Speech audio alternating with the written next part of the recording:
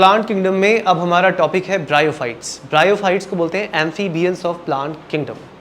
Page number 35 के starting में ही लिखा हुआ है कि these are the plants that live on soil but depend on water for their sexual reproduction. ये वो पौधे हैं जो रहते ज़मीन पर हैं बट डिपेंड पानी पर करते हैं अपने सेक्सुअल रिप्रोडक्शन के लिए। किसकी बात कर रहे हैं? ब्रायोफाइट्स। सो ब्रायोफाइट्स, ब्रायोफाइट्स किताब में लिखा है amphibians of plant kingdom. Amphibian कौन होते हैं? जो ज़मीन और पानी दोनों पर रहते हैं। जैसे कि फ्रॉग एक एम्फीबियन है, तो वैसे ही ये रहते ज़मीन पर है ये प्लांट, लेकिन डिपेंड किस पे करते हैं? पानी पे। अपने कौन से रिप्रोडक्शन के लिए? सेक्सुअल रिप्रोडक्शन के लिए। तो ब्रायोफाइट्स आर नोन एज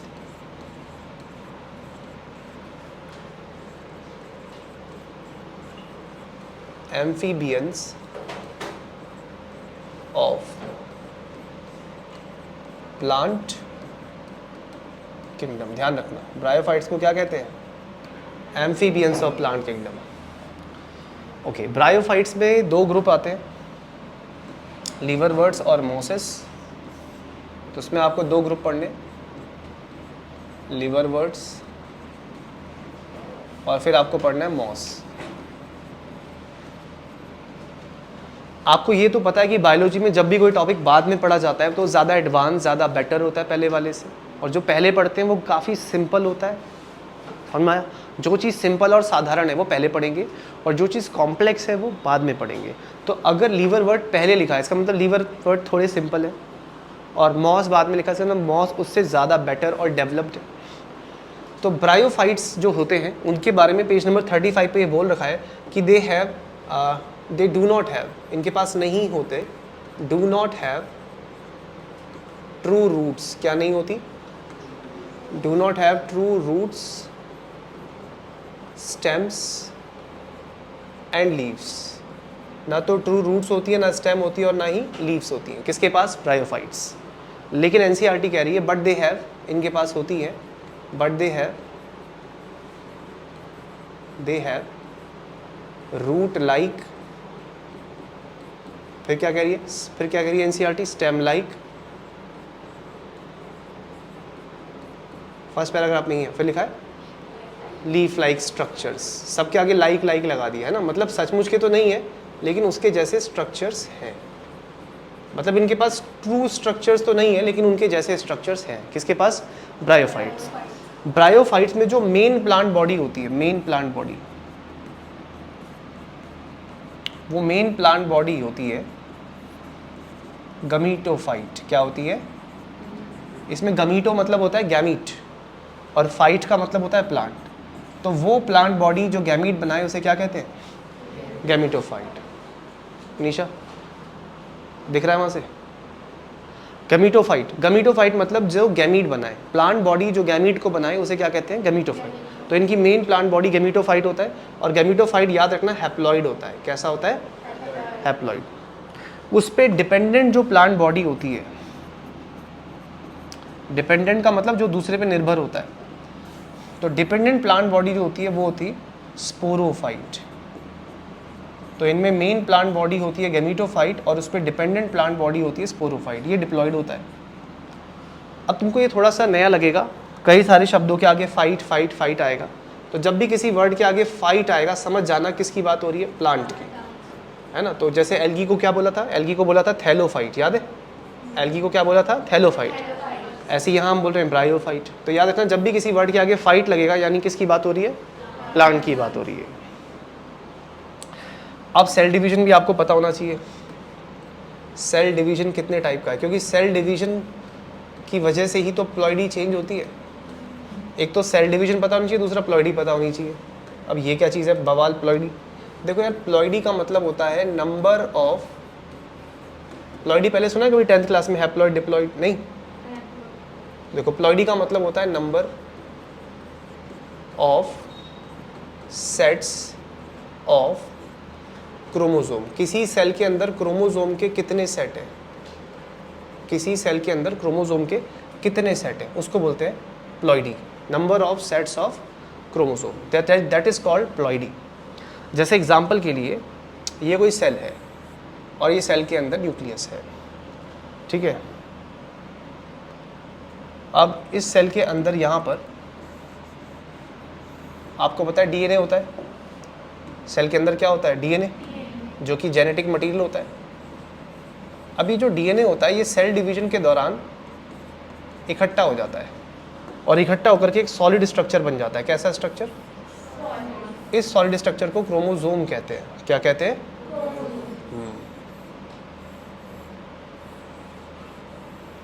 इस तरह का स्ट्रक्चर। तो ये जो स्ट्रक्चर आप देख रहे हैं इसको बोलते हैं क्या? क्रोमोसोम।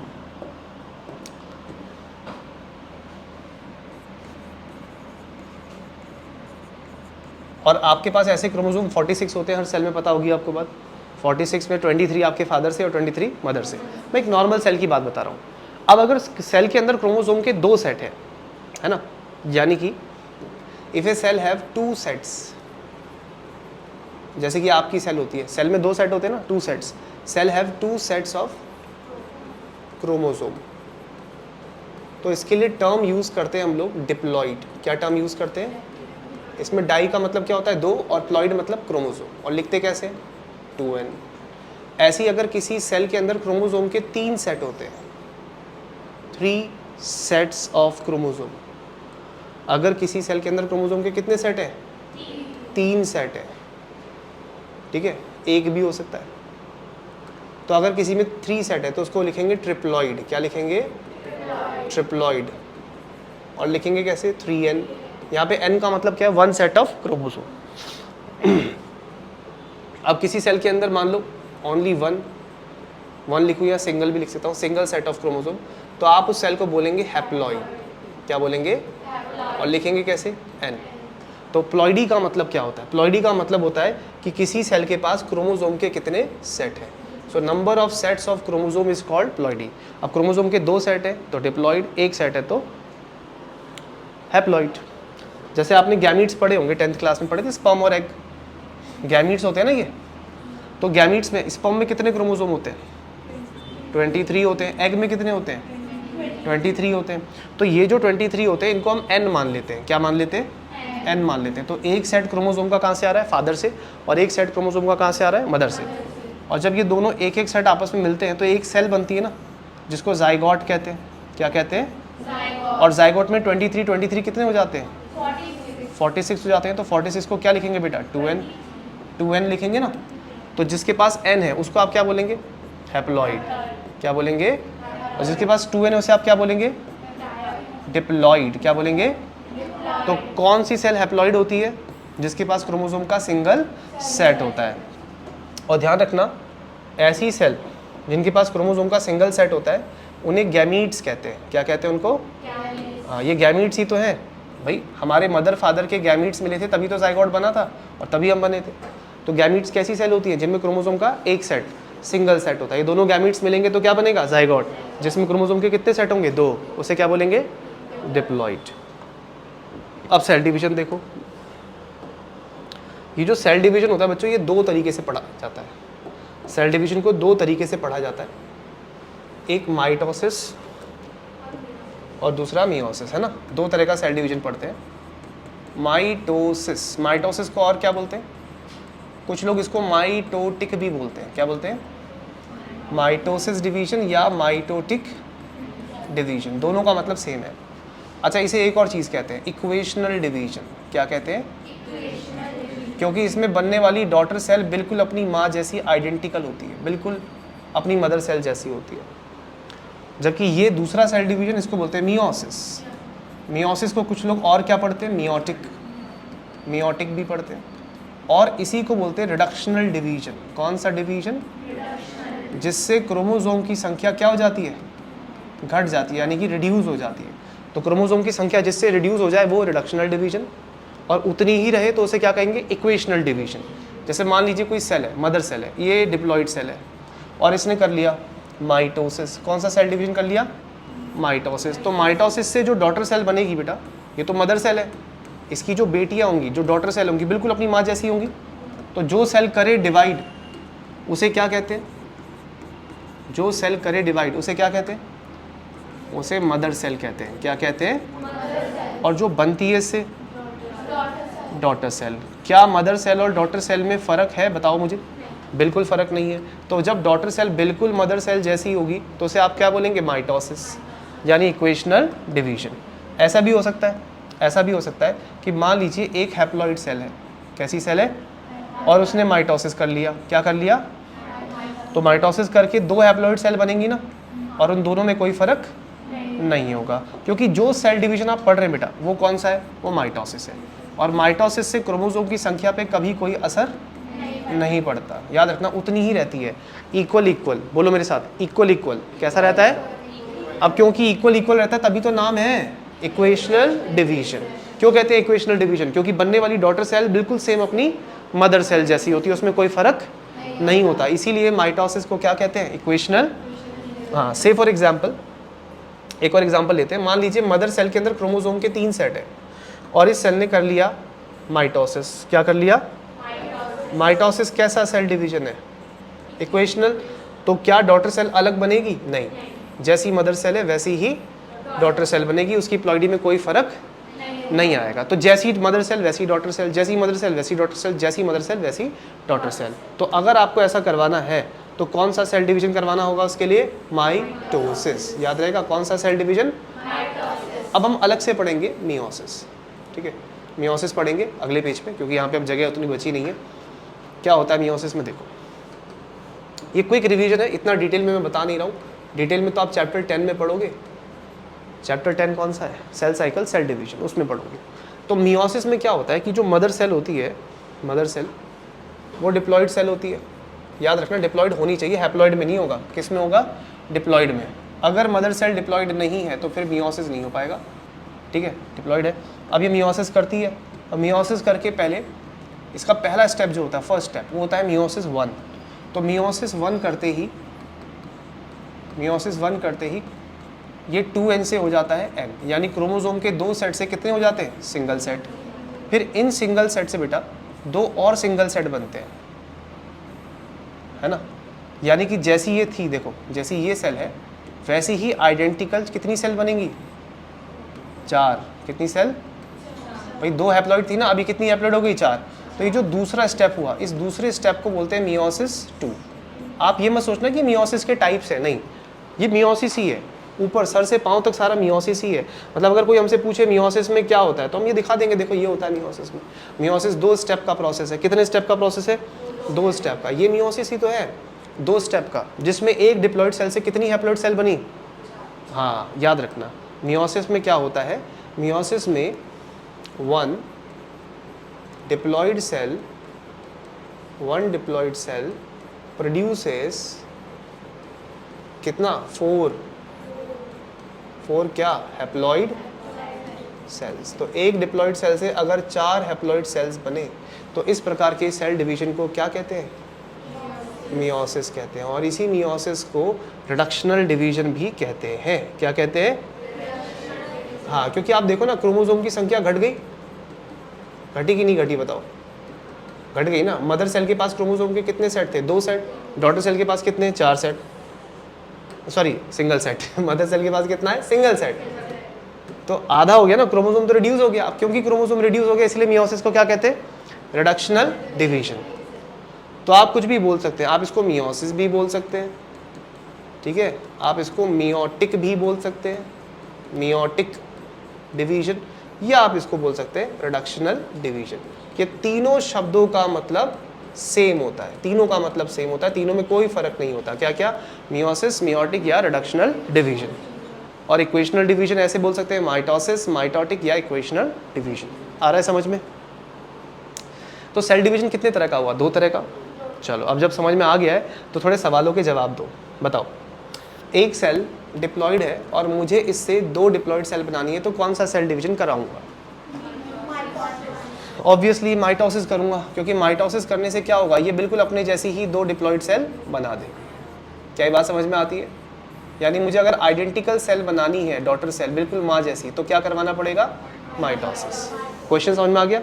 अच्छा, मेरा सवाल ये है कि अगर मेरे पास एक डिप्लॉइड सेल है और मुझे उससे 4 हैप्लॉइड सेल बनानी है, कितनी? 4 हैप्लॉइड सेल, ऐसे हैप्लॉइड, हैप्लॉइड, हैप्लॉइड, और फिर हैप्लॉइड, तो क्या कराऊंगा? मियोसिस, क्योंकि वो कैसा सेल डिवीजन है? रिडक्शनल। लेकिन अंदर की बात तुम्हें पता है कि ये 2 स्टेप में होता है, ये अंदर की बात है, तुम्हें पता होनी चाहिए। कितने स्टेप का होता है? 2 स्टेप का।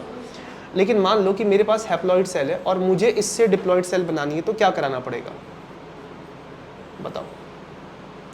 99% बच्चों को लगता है माइटोसिस, सुनना ध्यान से, जो कि गलत है। एक्चुअली यहाँ पर होगा सिनगैमी यानी फर्टिलाइजेशन। सिनगैमी होने से क्या होगा? फर्टिलाइजेशन होने से ये N और N मिलेंगे और 2N बन जाएगा। आया समझ में? तो अगर आपको प्लॉइडी सेम रखनी है तो माइटोसिस, प्लॉइडी आधी करनी है तो मियोसिस, समझ में आया?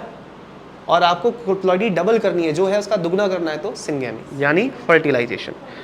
अब जैसे एनसीईआरटी में अगर आप देखोगे ना, बिल्कुल चैप्टर के लास्ट में आ जाओ, बिल्कुल चैप्टर के लास्ट में, वहाँ पे ऐसे पाई चार्ट बने बेटा, है ना? बने कि नहीं बने? देखो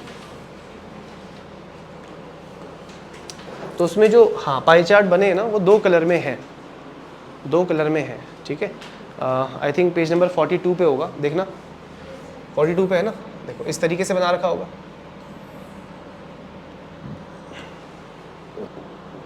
तो इसमें इतना ये ब्लू कर रखा है और इतना बाकी पिंक, ऐसे दे रखा है। अब ध्यान से देखो, इन्होंने क्या बोला है किताब वालों ने कि जो ये वाला है, चलो कलर इस पर डार्क पिंक कर देते हैं अब, ठीक है? देखो एनसीईआरटी ये कह रही है कि भाई ये वाली जो ज़िंदगी है डिप्लॉन्टिक है, इसमें क्या है? क्रोमोसोम, हर सेल के अंदर क्रोमोसोम के कितने सेट हैं? 2। और ये वाली ज़िंदगी, इसमें क्रोमोसोम के हर सेल के अंदर क्रोमोसोम के कितने सेट है? सिंगल। यानी ये पिंक रिप्रेजेंट करता है हैप्लॉन्टिक लाइफ को। कौन सी लाइफ को? हैप्लॉन्टिक। हैप्लॉन्टिक वो ज़िंदगी होती है जिसमें क्रोमोसोम का सिंगल सेट हो हर सेल के अंदर। और ये ऊपर की जो ज़िंदगी का हिस्सा दिख रहा है आपको, ये कौन सी ज़िंदगी है? डिप्लॉन्टिक। तो अगर आपको ऐसे जाना है, ऐसे जाना है मतलब आपको हैप्लॉइड से डिप्लॉइड जाना है, तो देखो पक्का यहाँ पे सिनगैमी लिखा होगा। क्या लिखा है? आया समझ में? और अगर आपको ऐसे आना है मतलब डिप्लॉइड से हैप्लॉइड, तो देखो पक्का इस पे क्या लिखा होगा? देखो बना भी रखा है ना, मियोसिस। ऐसे ही देख लो पाई चार्ट में, फिर ये ब्लू और जो पिंक रीजन है ये कम ज़्यादा हो सकता है। जैसे बीच वाले पाई चार्ट में लगभग बराबर होगा और नीचे वाले में तो उल्टा होगा, ब्लू ज़्यादा होगा, पिंक छोटा होगा। लेकिन इनमें ट्रांजिशन जब हो रहा है, आप कलर चेंज कर रहे हो, तो सिनगैमी और मियोसिस। मतलब प्लॉइडी जो चेंज होती है ना, वो 2 इवेंट्स पे होती है। जैसे आप यहाँ पे क्या कर रहे थे? आप हैप्लॉइड से किस पे जा रहे थे? डिप्लॉइड पे। तो क्या करते हैं? सिनगैमी। आप कैसे आ रहे हो यहाँ पे? डिप्लॉइड से। तो क्या करना पड़ेगा? आया समझ में? सो अगर आपको प्लॉइडी सेम रखनी है तो क्या करो? हाफ करनी है तो, डबल करनी है तो। अब आ रहा है समझ में? ये बेसिक्स थे सेल डिवीजन के, इतने आपको आने चाहिए। बहुत बेसिक बातें मैंने आपको बताई। इस कॉन्सेप्ट को प्लॉइडी कॉन्सेप्ट कहते हैं। बहुत बेसिक सी बात है, बुक में कहीं नहीं दिया हुआ, लेकिन इसके बिना ना आपको आगे का कुछ समझ में आएगा भी नहीं। तो मैंने आपको जो बात अभी बताई है, बहुत ही बेसिक फंडामेंटल बात मैंने आपको बताई है। सो नेक्स्ट अब हम देखते हैं कि कितने तरह के मेंबर्स हैं ब्रायोफाइट्स के और कैसे कैसे वो दिखने में हैं। जैसा कि अभी मैं बता रहा था कि ब्रायोफाइट में मेन प्लांट बॉडी होती है गैमेटोफाइट, है ना? और उस पर डिपेंडेंट कौन होता है? स्पोरोफाइट। इसका क्या मतलब है? इसका मतलब ये है कि जैसे ये है, देखिए नीचे ऐसा ये लीफी स्ट्रक्चर जैसा रहेगा, ये पत्ते जैसा, पत्ते नहीं है ये, बस ऐसे ही पत्तों जैसा ये शेप रहता है इनका। इसको बोलते हैं बेटा गैमेटोफाइट, क्योंकि इसके ऊपर लगते हैं गैमीट्स, है ना? गैमीट्स यानी कि मेल गैमीट और फीमेल गैमीट। और इस पर कमाल की बात है, रूट नहीं होता बेटा, रूट लाइक स्ट्रक्चर्स होते हैं, बोलते हैं राइजोइड्स। क्या बोलते हैं? राइजोइड्स। तो ये जो होता है ना, ये स्ट्रक्चर, ये 2 प्रकार के होते हैं ऐसे। इनके ऊपर ऐसी अगर मेल ऊपर ऑर्गन लगा, यहाँ पे मान लीजिए मेल का ऑर्गन लग गया, तो ये कहलाएगा एंथ्रीडियम। फीमेल का लगा तो बोलेंगे आर्चेगोनियम। क्या बोलेंगे? आर्चेगोनियम। देखिए अगर मेल सेक्स ऑर्गन लगा, एमएसओ बोलते हैं मेल सेक्स ऑर्गन को, एमएसओ, तो उसको आप बोलेंगे एंथरीडियम। क्या बोलेंगे? एंथरीडियम, यानी कि मेल सेक्स ऑर्गन। और अगर इस लीफी स्टेज के ऊपर फीमेल सेक्स ऑर्गन लगा तो आप उसको क्या बोलेंगे? आर्चेगोनियम। अच्छा, क्या बोलेंगे इसे? FSO stands for female sex organ. आ रहा है समझ में? अब जब बारिश होती है ना, झमाझम तेज़ बारिश होती है, जब बहुत तेज़ बारिश होती है, तो तेज़ बारिश में क्या होगा? तो पानी की बूंदें इस पर भी पड़ेंगी, इस पर भी पड़ेंगी। पानी तो पड़ ही रहा है, पानी तो हर जगह पड़ रहा है। तो जब बारिश तेज़ होती है, पानी पड़ता है इस तरीके से, ध्यान से समझना बात को, क्या कह रहा हूँ मैं। तो कुछ पानी की बूंदें यहाँ पर एंथ्रीडियम पे पड़ती हैं और एंथ्रीडियम पे पानी जब टकरा के उछलता है, तो पानी उछलकर जब मेल से फीमेल पे गिरता है इस तरीके से, तो पानी अपने साथ मेल गैमीट लेकर जाता है। क्या लेकर जाता है? पानी दोनों पे पड़ा, पानी पड़ता है तो टकरा के उछलता भी तो है। पानी की बूंद जब ज़मीन पे पड़ते छींटे नहीं पड़ते, तो वैसा ही एक छींटा मान लो यहाँ पे मेल से मेल के ऊपर पड़ा और फीमेल के ऊपर वो गिर रहा है, तो वो मेल गैमीट लेकर जाता है। क्या लेकर जाता है? और जब मेल गैमीट लेकर जाएगा तो इस जगह पे यहाँ पर जाइगोट बनेगा। क्या बनेगा? जाइगोट बनेगा। और जाइगोट फिर बड़ा होकर के क्या बनेगा? एम्ब्रियो। एम्ब्रियो ऐसे बड़ा होता होता होता ऐसा एक स्ट्रक्चर बन जाएगा। समझ में आया? मतलब ये तो मैं आपको फर्टिलाइजेशन दिखा रहा हूँ क्या हो रहा है, फिर बाद में क्या होगा, इसी के ऊपर ये जो स्ट्रक्चर है, यानी फीमेल गेमिटोफाइट के ऊपर, ये फीमेल वाला स्ट्रक्चर है ना, मेल के ऊपर थोड़ी ना फर्टिलाइजेशन होता है। फर्टिलाइजेशन किसके ऊपर होता है? हाँ, क्योंकि यहीं पे क्या बनता है बच्चों, यहीं पे बनता है जाइगोट। जाइगोट से क्या बनता है? एम्ब्रियो। और एम्ब्रियो इस तरीके से ग्रो करके एक टावर जैसा बन जाता है। तो ये जो आप ऑरेंज कलर का स्ट्रक्चर देख रहे हो, मैं थोड़ा इसका कलर चेंज कर रहा हूँ ताकि आपको कॉन्ट्रास्ट और ज़्यादा आए। हाँ, जैसे ये ऑरेंज कलर का स्ट्रक्चर जो आप देख रहे हो, देखो ध्यान से, ऊपर इसके 3 पार्ट होते हैं। नीचे वाले पार्ट को बोलते हैं फुट, ऊपर पतली सी डंडी दिख रही है उसको बोलते हैं सीटा, और ऊपर बल्ब जो दिख रहा है उसे बोलते हैं कैप्सूल। क्या बोलते हैं? हाँ, इस कैप्सूल के अंदर ही स्पोर बनते हैं। इस कैप्सूल के अंदर क्या बनते हैं? स्पोर्स। स्पोर जिन्हें हवा में उड़ना है, ठीक है, स्पोर इसी के अंदर बनेगा। और नीचे ये जो आपको इतना बड़ा स्ट्रक्चर दिख रहा है पत्तों वाला, ये सारा का सारा ये कहलाता है गमीटोफाइट। क्यों बोल रहे हैं गमीटोफाइट? क्योंकि इस पे गैमीट लगा ना, जिस पे स्पोर लगेगा उसे क्या बोलेंगे? स्पोरोफाइट। स्पोर तो इस पे लगेगा ऑरेंज वाले स्ट्रक्चर के ऊपर, तो ऊपर वाले पार्ट को आप क्या बोलेंगे? हाँ, क्यों बोलेंगे आप ऊपर वाले को स्पोरोफाइट? क्योंकि उस पे स्पोर लगेगा। क्या लगेगा? तो जिस पे लगेगा स्पोर वो स्पोरोफाइट, और जिस पे लगेगा गैमीट वो गैमीटोफाइट। तो कौन जमीन से जुड़ा हुआ है ये बताओ? गैमीटोफाइट। क्या इसके पास सचमुच की जड़ें हैं? नहीं, इसके पास रूट लाइक स्ट्रक्चर्स हैं जिन्हें राइजॉइड्स कहते हैं। क्या बोलते हैं? क्योंकि हमने टॉपिक के स्टार्टिंग में ही पढ़ लिया था, they do not have true roots but they have root like structures. सचमुच की जड़ें नहीं होती, बल्कि क्या होती हैं? तो नीचे गैमीटोफाइट और ऊपर स्पोरोफाइट। आप कह सकते हैं मकान मालिक गैमीटोफाइट है, किराएदार स्पोरोफाइट है। So main plant body is gametophyte, और उस पर डिपेंडेंट कौन है? देखो 35 के फर्स्ट पैराग्राफ में यही लिखा हुआ है, देखो ध्यान से।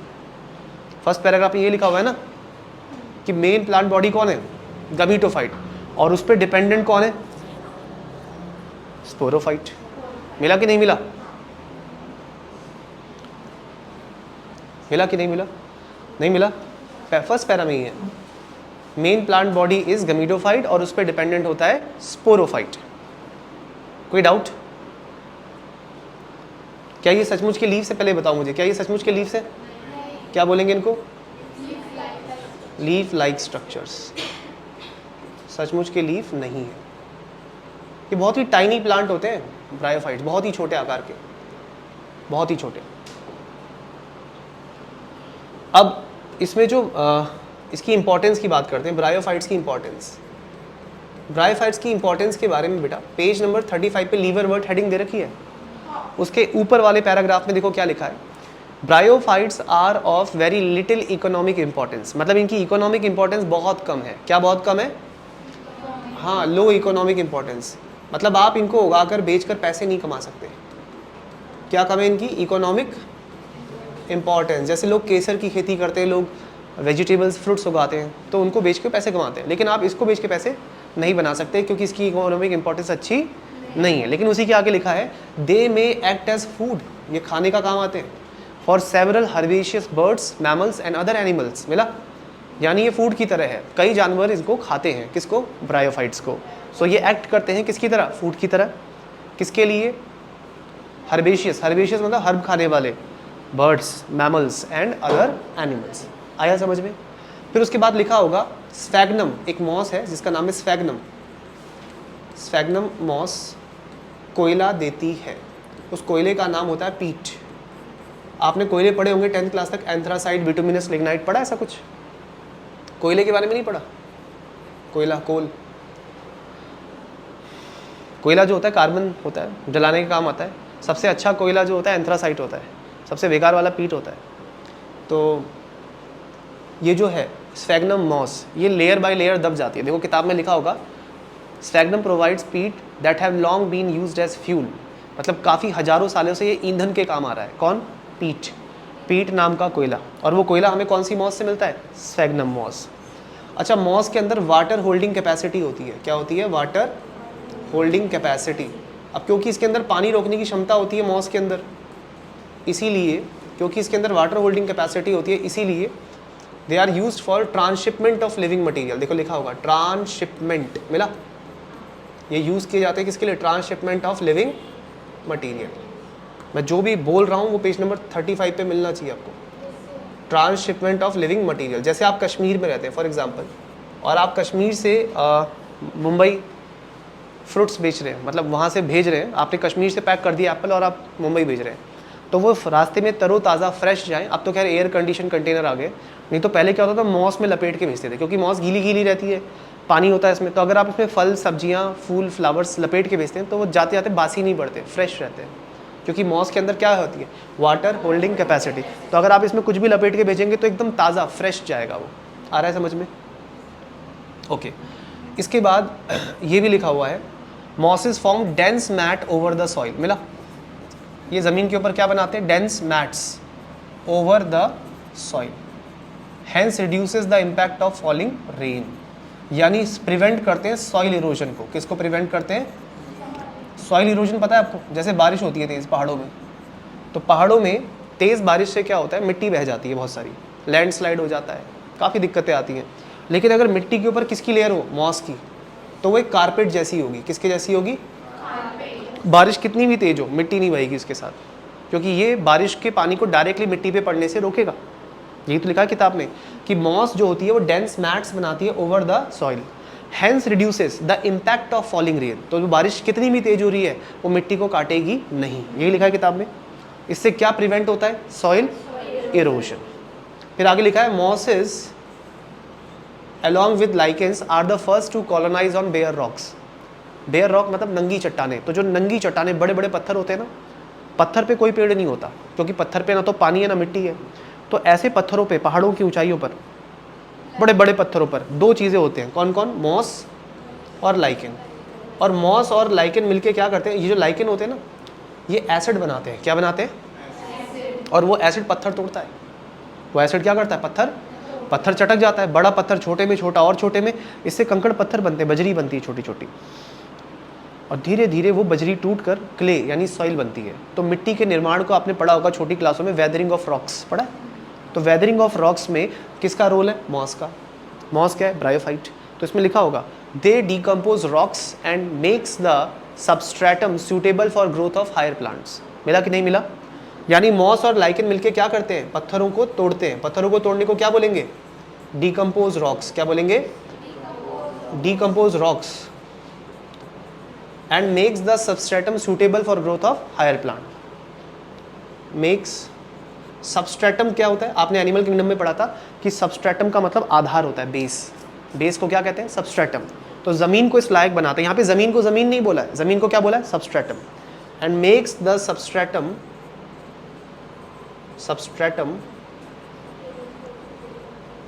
सूटेबल।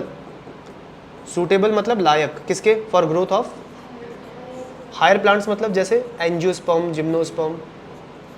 तो एंजियोस्पर्म और जिम्नोस्पर्म जैसे हायर प्लांट्स तभी ग्रो कर सकते हैं जब वहाँ पे सॉइल हो, और सॉइल बनाकर रेडी कौन करता है? मॉस और लाइकेंस।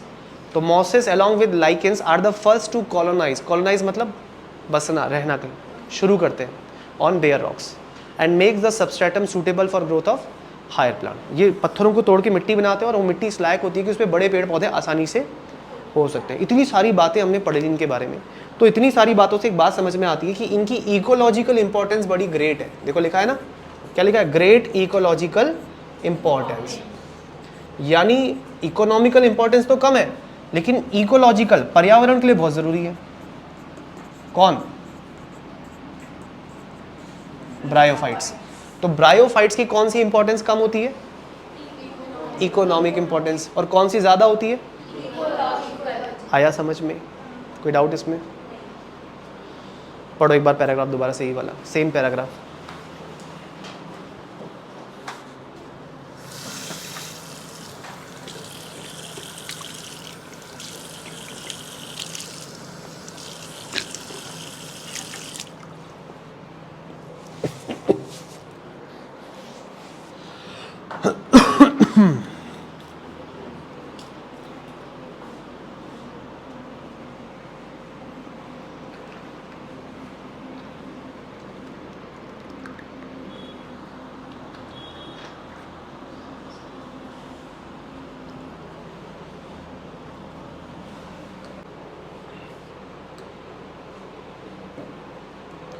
ओके, तो ये पिक्चर देखिए, आपको यहाँ पे छोटी छोटी घास जैसी लग रही होगी, बट ये जो पिक्चर आप तीनों देख रहे हो बेटा, इसमें कोई भी घास नहीं है, ये छोटे छोटे प्लांट हैं। ये प्लांट असल में मॉस के प्लांट हैं। किसके प्लांट्स हैं?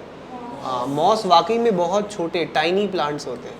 तो मॉस के क्या होते हैं? टाइनी प्लांट्स, बहुत ही छोटे आकार के, इतने छोटे कि आपको ना मैग्नीफाइंग ग्लास से दिखेंगे, ऐसे नंगी आंखों से तो इतना क्लियर नहीं दिखेगा, मैग्नीफाइंग ग्लास से देखोगे तो तुम्हें पौधा नजर आएगा, बहुत छोटे साइज का है। कौन? मॉस। क्यों है छोटा? सोचो, रीज़न क्या है बेटा कि इसके पास जाइलम और फ्लोएम तो है नहीं।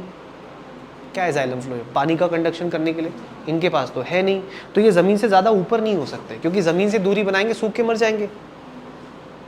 बिना पानी के जीवन है क्या? नहीं है। तो पानी तो चाहिए ना। अब पानी से दूरी करेंगे, दूर हो जाएंगे तो फिर नहीं बचेंगे, क्योंकि इनके पास पानी खींचने का सिस्टम नहीं है। दे do not have xylem and phloem. तो इसका मतलब ये ज़्यादा ऊंचे और लंबे नहीं हो सकते, ये छोटे छोटे होते हैं। समझे? कौन छोटे छोटे होते हैं? Bryophytes. Because they do not conduct water, so they are of small size. और ये ज़मीन के ऊपर देखो एक कारपेट जैसे बिछे हुए हैं। तो अगर बारिश कितनी भी तेज़ होती है, कितना भी तेज़ रेनफॉल होता है, तो बारिश का असर सीधा मिट्टी पे नहीं होगा। क्यों नहीं होगा मिट्टी पे डायरेक्ट असर? क्योंकि ज़मीन के ऊपर एक डेंस मैट बिछा हुआ है। क्या बिछा हुआ है? Dense mat. डेंस मैट बिछा हुआ है ऑफ मॉस। मॉस कौन है? ब्रायोफाइट्स। तो ब्रायोफाइट ज़मीन के ऊपर एक डेंस मैट की तरह बिछ जाते हैं, जिससे इम्पैक्ट मतलब क्या होता है? असर। फॉलिंग रेन, बारिश का कम हो जाएगा और नहीं होगा सॉइल इरोशन। और अभी जैसे आपको मॉस दिख रहा है, तो मॉस अभी जो दिख रहा है इससे पहले भी तो होगा, कुछ साल पहले और कुछ साल पहले भी होगा। तो मॉस पैदा होते रहते, मरते रहते हैं। तो मरते मरते मॉस की एक लेयर बन जाती है, और वो लेयर ज़मीन के नीचे ऐसे डार्क कलर की लेयर होती है। उस लेयर को बोलते हैं पीट। क्या बोलते हैं? तो पीट क्या है? पीट एक प्रकार का कोयला है। पीट एक प्रकार का क्या है? कोयला। और ये पीट नाम का जो कोयला है, ये कोयला लेयर बाय लेयर किसके जमा होने से बनता है? मॉस। वो भी कौन सी मॉस है? Sphagnum moss. मतलब वैसे तो मॉस कई प्रकार की है। हाँ, डेड मॉस सही बोल रहे आप, मॉस मर गई तब हुआ ऐसा।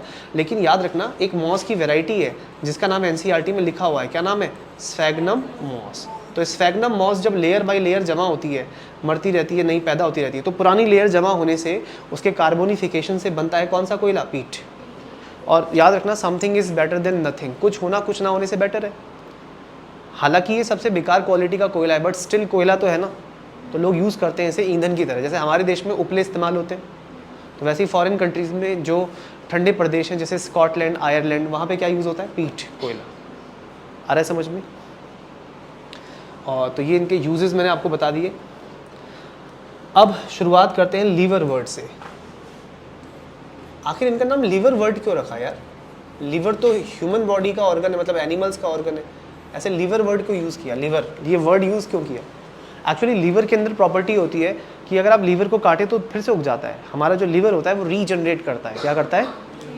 ठीक वैसे ही ये भी करता है लीवर वर्ड। तो लीवर वर्ड जो होते हैं, पापड़ जैसा शरीर होता है इनका। किसके जैसा? पापड़ जैसा, यानी एकदम फ्लैट बॉडी होती है इनकी, और ये ज़मीन से चिपके हुए रहते हैं। ऐसा फ्लैट शरीर, एकदम फ्लैट बॉडी होगी और ज़मीन से चिपके हुए रहते हैं, फ्लैट बॉडी। और इनके पास रूट्स नहीं होती सच्ची, बल्कि रूट लाइक स्ट्रक्चर्स होते हैं, जिन्हें क्या बोलते हैं? राइजोइड्स। तो ये जो आपको लाइनें लाइनें दिख रही हैं पतली पतली, ये रूट्स नहीं है बेटा, ये इनके रूट लाइक स्ट्रक्चर्स हैं। And these root like structures are called rhizoids. आ रहा है समझ में? इन रूट लाइक स्ट्रक्चर्स को राइजोइड्स कहते हैं। क्या कहते हैं? राइजोइड्स। राइजोइड्स मतलब होता है रूट लाइक स्ट्रक्चर।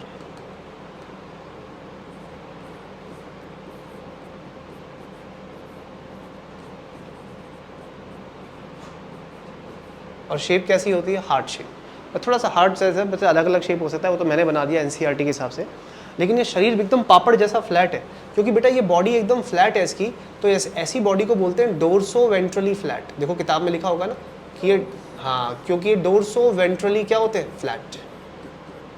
याद करो, ऐसा ही आपने प्लेटी हेलमिन्थीस के लिए पढ़ा था, फ्लैट वॉर्म्स के लिए, वहाँ भी तो आपने पढ़ा था। भूल गए? डोर्सल वेंट्रल पढ़ाया था ना? सुनो ध्यान से। छाती, चेस्ट को क्या कहते हैं? वेंट्रल। पीठ को क्या कहते हैं? डॉर्सल, है ना? अब जैसे किसी का शरीर एकदम चपटा, एकदम फ्लैट है, तो उसके दो ही तो सरफेस हुए, डॉर्सल और वेंट्रल। ओनली 2 सरफेस हुए ना बेटा, डॉर्सल और वेंट्रल, तो ऐसी बॉडी को क्या बोलेंगे, डॉर्सो वेंट्रली फ्लैट। तो इनका शरीर कैसा होता है, डॉर्सो वेंट्रली फ्लैट, और इनके पास रूट्स नहीं होती, रूट लाइक स्ट्रक्चर्स होते हैं, क्या होते हैं, राइजोइड्स। आ रहा है समझ में।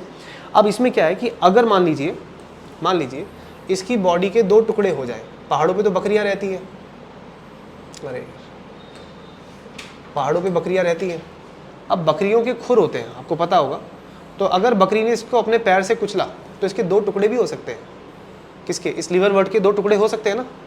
ये जो मैंने स्ट्रक्चर बनाया है ये किसका है, ये है लीवर वर्ट, ठीक है। इसमें लीवर वर्ट जो है ये, इसको मान लीजिए किसी बकरी ने इसके ऊपर पैर रख दिया, तो पैर रखने से क्या होगा, इसके बीच में से 2 हिस्से हो जाएंगे, और जब इसके 2 हिस्से हो गए तो जो हिस्सा इसका अलग हुआ है उससे बाद में चल के एक नया लीवर वर्ट बन जाएगा। मतलब जो हिस्से को क्या बोलते हैं, फ्रैगमेंट, हिस्से को क्या बोलते हैं, तो जो फ्रैगमेंट अलग हुआ है उस फ्रैगमेंट से 2 नए क्या बन जाएंगे, लिवर वर्ड्स। आ रहा है समझ में, 2 नए लिवर वर्ड्स बन जाएंगे। तो इस तरीके से ये अपने आप को एसेक्सुअली मल्टीप्लाई कर सकते हैं। तो देखा आपने कौन सा रिप्रोडक्शन, एसेक्सुअल रिप्रोडक्शन देखा। आप इस तरह के रिप्रोडक्शन को बोलते क्या है, छोटी क्लास में पढ़ा होगा आपने, फ्रैगमेंटेशन। क्या बोलते हैं, फ्रैगमेंट से एक नया ऑर्गेनिज्म बनाना, क्योंकि फ्रैगमेंट से एक नया ऑर्गेनिज्म बना तो क्या बोलेंगे, अच्छा, इनकी बॉडी जो होती है, इनकी बॉडी को हम लोग और क्या बोल सकते हैं, इनकी बॉडी को थैलस भी बोल सकते हैं। क्या बोल सकते हैं, थैलस क्यों बोल सकते हैं, मैंने एल्गी में भी थैलस वर्ड यूज़ किया था। थैलस इसलिए बोलते हैं क्योंकि ना तो पत्ते हैं, ना स्टेम है और ना रूट है, तो शरीर जो है वो अच्छे से बना हुआ नहीं है, तो ऐसी बॉडी को क्या बोलेंगे, थैलस। तो जो नई बॉडीज अब आ गई है ना, 2 नए शरीर आ गए, तो न्यू बॉडीज को आप क्या बोलेंगे, न्यू थैलस। क्या बोलेंगे, न्यू थैलस। आया समझ में। तो एक बॉडी से 2 बॉडी प्रोड्यूस हो गई, यानी कौन सा रिप्रोडक्शन है, एसेक्सुअल। आया समझ में। तो लीवर वर्ट की बॉडी डॉर्सोवेंट्रली फ्लैट होती है, उन पे रूट लाइक स्ट्रक्चर्स होते हैं, और जब आप लीवर वर्ट को बीच में से काटते हो या वो नेचुरली कट जाते हैं तो कटे हुए टुकड़ों से भी वो दोबारा ग्रो कर जाते हैं। क्या बात समझ में आती है। लीवर वर्ट में यहाँ पर कप लाइक स्ट्रक्चर्स होते हैं। कैसे स्ट्रक्चर्स होते हैं, कप लाइक। चलो मैं कलर इसका थोड़ा सा डार्क कर देता हूँ। जैसे मान लीजिए इसमें कप लाइक स्ट्रक्चर आ गया, तो एनसीईआरटी ने इस कप लाइक स्ट्रक्चर को बोला है जीमा कप। कौन सा कप, जीमा। तो ये जो कप लाइक स्ट्रक्चर आप इसमें देख रहे हो, ये छोटे छोटे कप लाइक स्ट्रक्चर्स इनके पास होते हैं, इनको जीमा कप बोलते हैं। कप लाइक स्ट्रक्चर होते हैं ऐसे छोटे छोटे, हाँ, जीमा कप्स। तो ये जो कप दिख रहे हैं आपको छोटे छोटे, इन कप्स के अंदर छोटी छोटी बर्ड भी होती हैं। क्या होती हैं, छोटी छोटी, उन्हें जीमा बर्ड्स कहते हैं। कौन सी बर्ड्स कहते हैं, जीमा बर्ड्स। तो ये कप दिख गए आपको, तो ये कप आपको इनकी बॉडी पे मिलेंगे, वो भी कौन से सरफेस पे, डोर्सल की वेंट्रल, डोर्सल सरफेस पे। वेंट्रल तो नीचे वाला होता है ना, तो ऐसे कप को आप क्या बोलेंगे, जीमा, जीमा कप। और जीमा कप के अंदर, जीमा कप के अंदर हैव एसेक्सुअल बर्ड्स। कैसी बर्ड्स होती हैं, हाँ, जिन्हें जीमा बर्ड्स कहते हैं। कौन सी बर्ड्स कहते हैं, जीमा बर्ड्स। आ रहा है कुछ समझ में। अच्छा, इनका शरीर, इनके शरीर के बारे में एनसीईआरटी ने देखो क्या बोला है, they have dorsoventrally flattened body closely appressed to the substratum. ये लिखा है अप्रेस्ड, लास्ट पैराग्राफ में 35 पेज के लिखा है ना, appressed to the substratum. Substratum का मतलब फिर से क्या है, जमीन। सबस्ट्रेटम का मतलब क्या होता है, जमीन। और ये जमीन से चिपके होते हैं, ऐसे चिपके होते हैं जैसे किसी ने जबरदस्ती दबा दिया होगा इनको। तो एक तो इनका शरीर कैसा है, चपटा, और दूसरा ये जमीन से होते हैं चिपके, इसीलिए क्या लिखा है, closely appressed to the substratum. यहाँ पे सबस्ट्रेटम का मतलब क्या होता है, जमीन। So closely appressed, appressed to the substratum. Substratum समझ में आ रहा है, सबस्ट्रेटम का मतलब क्या होता है, जमीन। कोई डाउट। अब इनका एसेक्सुअल रिप्रोडक्शन कैसे होता है वो जरा समझते हैं। जैसे यही है, इसको हम दोबारा से कॉपी पेस्ट कर लिया।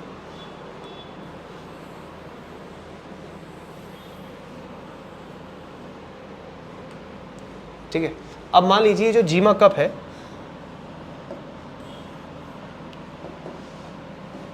ये कप आ गया, जीमा कप। और जीमा कप में कैसी बर्ड होती है बच्चों? Asexual birds. इन एसेक्सुअल बर्ड्स को क्या बोलते हैं? Gemma birds. कौन सी बर्ड्स? अब ये जीमा बर्ड यहाँ से बाहर निकली पानी के साथ,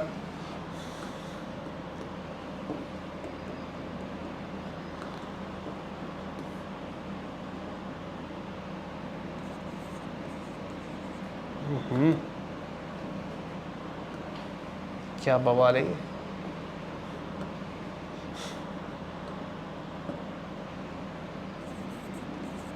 कौन सी बर्ड है ये? जीमा, जीमी बर्ड्स। तो ये जीमी बर्ड्स जो आपको दिख रही हैं, ये कैसी बर्ड है जल्दी बताओ? यानी इन्हें पार्टनर की ज़रूरत नहीं है, ये खुद ही बच्चे पैदा कर सकती हैं। तो अगर कहीं पानी मिला इन बर्ड्स को, तो वहाँ जहाँ पानी मिलेगा बेटा, वहाँ क्या हो जाएगा इनका? जर्मिनेशन। जहाँ पानी मिलेगा वहाँ क्या हो जाएगा? जर्मिनेशन हो जाएगा। कौन सी बर्ड्स का? जीमा बर्ड्स का। और जब जीमा बर्ड्स का जर्मिनेशन होगा तो नया शरीर बन जाएगा। और मैंने बताया था नए शरीर को क्या बोलेंगे? New thallus. क्या बोलेंगे? New thallus. देखो नया लीवर वर्ड बन गया ना, फिर से आ रहा है समझ में? नया थैलस बन गया। और इसमें से भी वही निकलेंगे क्या? रूट लाइक स्ट्रक्चर्स, जिन्हें क्या बोलते हैं? राइजोइड्स। क्या ये सचमुच के रूट्स होंगे? नहीं, बल्कि ये क्या होंगे? Root like structures. और जैसे मान लो 2 जीमा बर्ड्स जर्मिनेट हुई तो 2 लीवर बर्ड्स बन जाएंगे। आ रहा है समझ में? तो ये भी कैसा रिप्रोडक्शन है बेटा? सेक्सुअल है कि एसेक्सुअल है? हाँ, तो ये आपने एसेक्सुअल रिप्रोडक्शन देखा। ये वाला एसेक्सुअल रिप्रोडक्शन जो आप देख रहे हो, ये किसके द्वारा हो रहा है? जीमा बर्ड्स के द्वारा। किसके द्वारा? जीमा बर्ड्स के द्वारा हो रहा है। और पीछे जो एसेक्सुअल रिप्रोडक्शन देखा आपने, ये फ्रेगमेंटेशन से हो रहा है। समझ में आया? ये भी तो एसेक्सुअल हो रहा है।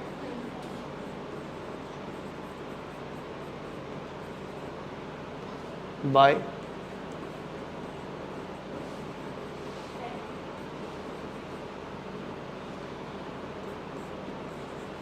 हाँ भाई, आया समझ में?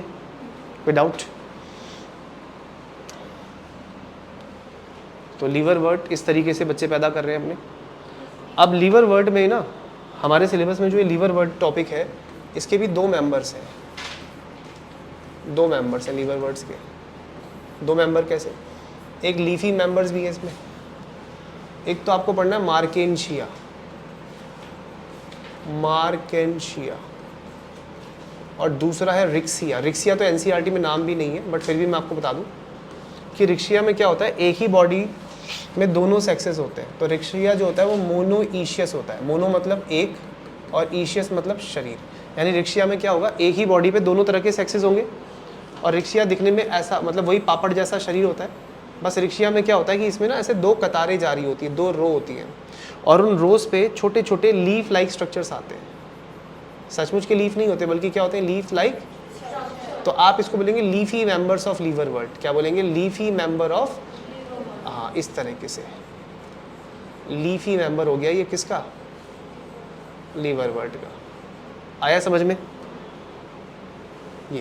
ये है रिक्सिया। अब रिक्सिया में क्या होगा, आपको इसी सेम बॉडी में यहाँ पर मेल ऑर्गन भी मिल जाएगा और इसी बॉडी में आपको फीमेल ऑर्गन भी मिल जाएगा। यानी रिक्सिया कैसा है? मोनोईशियस। जबकि मार्केंशिया जो होते हैं ना, उनमें अलग अलग शरीर होता है। तो मार्केंशिया इज डायोशियस। डायोशियस का मतलब क्या होता है? इसमें मेल की बॉडी अलग होगी और फीमेल की बॉडी अलग होगी। एनसीईआरटी में जो डायग्राम बना है, देखो एनसीईआरटी में मार्केंशिया का बना हुआ डायग्राम है ना, उसमें क्या दोनों अलग अलग दिखा रखे हैं। जैसे ये तो रूट लाइक स्ट्रक्चर्स हो गए, क्या बोलेंगे इनको? सचमुच की रूट से ही नहीं, इनको रूट लाइक स्ट्रक्चर्स क्या बोलेंगे इनको? राइजोइड्स। ये राइजोइड्स हैं।